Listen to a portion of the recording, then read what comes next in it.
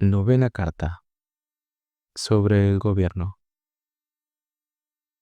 Esa mezcla feliz en el gobierno de Inglaterra, ese concierto entre los comunes, los lores y el rey, no siempre ha subsistido. Inglaterra ha sido mucho tiempo esclava. Lo ha sido de los romanos, de los sajones, de los daneses, de los franceses. Guillermo el Conquistador, sobre todo, la gobernó con cetro de hierro y disponía de los bienes y de la vida de sus nuevos súbditos como un monarca de Oriente. Prohibió, bajo pena de muerte, que ningún inglés se atreviese a tener fuego o luz en su casa pasadas las 8 de la tarde, sea porque pretendiese de este modo prevenir sus asambleas nocturnas, sea que quisiere probar, por medio de una prohibición tan chocante, hasta dónde puede llegar el poder de un hombre sobre los otros hombres. Es cierto que antes y después de Guillermo, el Conquistador, los ingleses han tenido parlamentos. Se glorían de ello, como si esas asambleas, llamadas entonces parlamentos, compuestas de tiranos eclesiásticos y de saqueadores llamados varones, hubiesen sido guardianes de la libertad y la felicidad pública.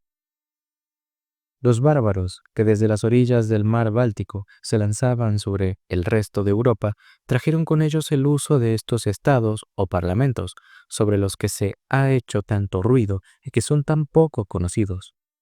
Los reyes entonces no eran despóticos, cierto es, pero no por ello los pueblos dejaban de gemir en una servidumbre miserable. Los jefes de esos salvajes que habían saqueado Francia, Italia, España e Inglaterra se hicieron monarcas. Sus capitanes compartieron entre ellos las tierras de los vencidos. De ahí provienen esos maracabes, esos lairdes, esos varones, esos subtiranos que disputaban a menudo con su rey los despojos de los pueblos.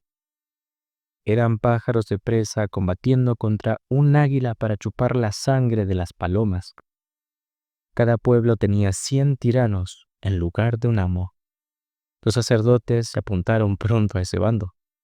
En todas las épocas, la suerte de los galos, de los germanos, de los insulares de Inglaterra, había sido ser gobernados por sus druidas y sus jefes de poblado, antigua especie de varones, pero menos tiranos que sus sucesores.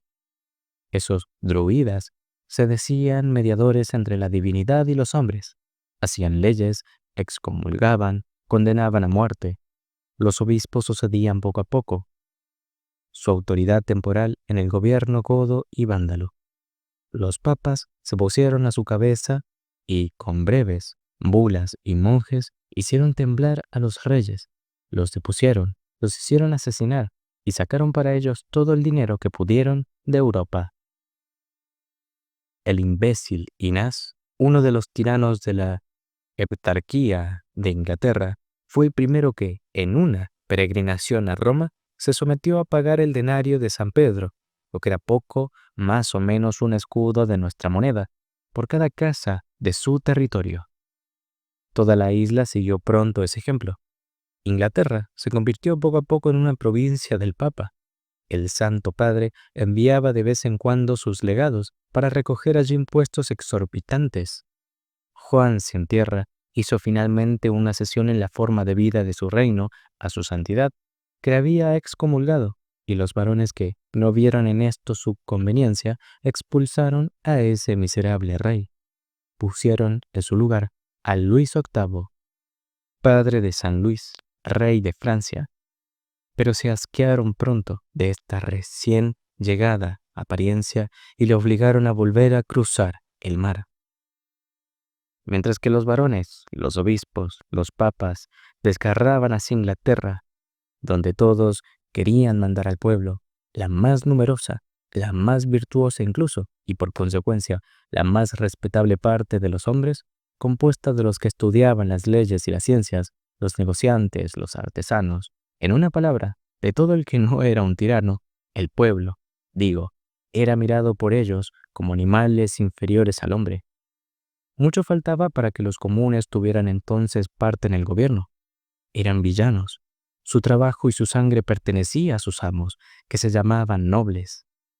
El mayor número de los hombres era entonces en Europa lo que ahora son en varios lugares del norte, siervos de un señor, una especie de ganado que se vende y que se compra con la tierra. Han hecho falta siglos para hacer justicia a la humanidad, para sentir que era horrible que el gran número sembrase y el pequeño recogiese, y no es una dicha para el género humano que la autoridad de esos pequeños bandidos haya sido extinguida en Francia por el poder legítimo de los reyes y del pueblo. Felizmente, en las sacudidas que las querellas de los reyes y los grandes daban a los imperios, los grilletes de las naciones se han aflojado más o menos. La libertad ha nacido en Inglaterra de las querellas de los tiranos. Los varones forzaron a Juan sin tierra y Enrique III a conceder esa famosa carta, cuya principal meta era, en verdad, poner a los reyes bajo la dependencia de los lores, pero en la que el resto de la nación fue un poco favorecido, a fin de que, llegado el caso, se alinease en el partido de sus pretendidos protectores. Esta gran carta, que es mirada como el origen sagrado de las libertades inglesas, hace ver bien lo poco conocida que era la libertad. Solo el título ya prueba que el rey se creía absoluto por derecho y que los varones y los clérigos mismos no le forzaban a desprenderse de ese pretendido derecho más que porque eran los más fuertes. He aquí cómo comienza la gran carta. Cita: nos concedemos por nuestra libre voluntad los siguientes privilegios a los arzobispos, obispos, abades, priores y varones de nuestro reino, etc. Fin de la cita. En los artículos de esa carta no se dice ni una palabra de la Cámara de los Comunes, prueba de que no existía todavía o de que existía sin poder. Se especifica allí los hombres libres de Inglaterra, triste demostración de que había algunos que no lo eran. Se ve por el artículo 32 que esos hombres pretendidamente libres debían servicios a su señor. Una libertad tal todavía tenía mucho de esclavitud. Por el artículo 21, el rey ordenó que sus oficiales no podrían, a partir de entonces, agarrar por la fuerza los caballos y las carretas de los hombres libres más que pagando. Y este reglamento pareció al pueblo una verdadera libertad, porque le quitaban una tiranía mayor.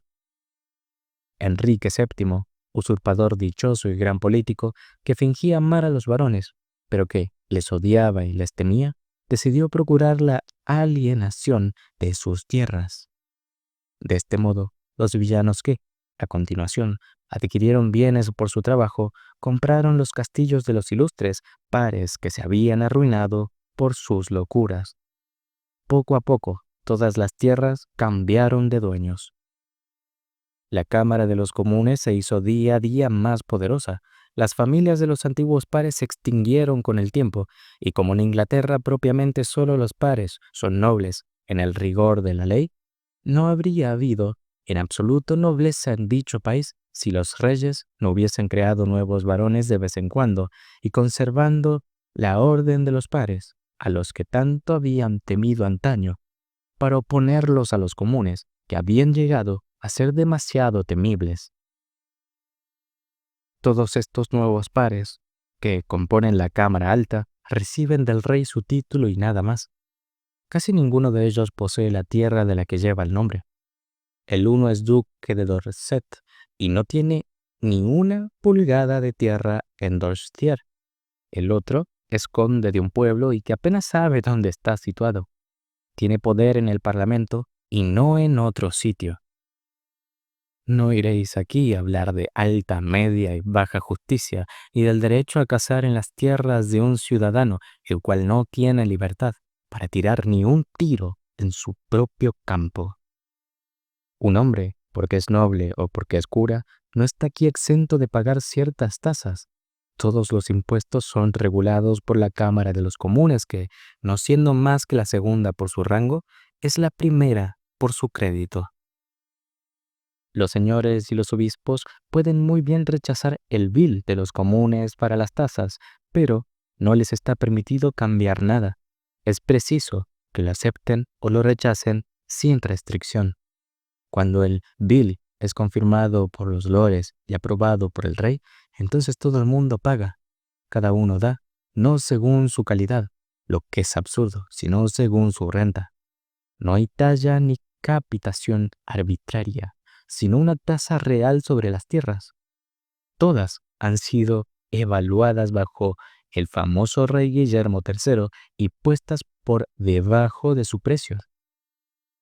La tasa subsiste siempre igual, aunque las rentas de la tierra hayan aumentado.